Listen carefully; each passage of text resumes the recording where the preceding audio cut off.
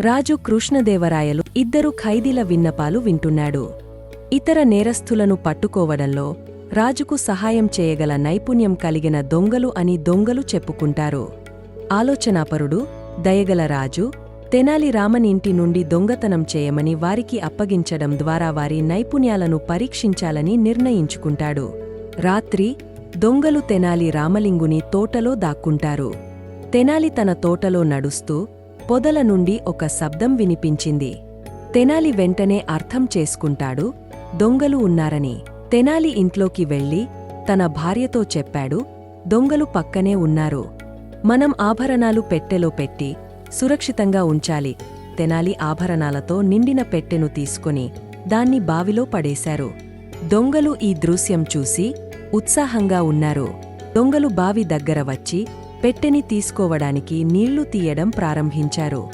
ఉదయం దొంగలు బావి నుండి పెట్టెను తీసుకుని ఓపెన్ చేయగా ఆశ్చర్యంగా రాళ్లు మాత్రమే కనిపించాయి. తెనాలి బయటికి వచ్చి నవ్వుతూ దొంగలను చూస్తాడు.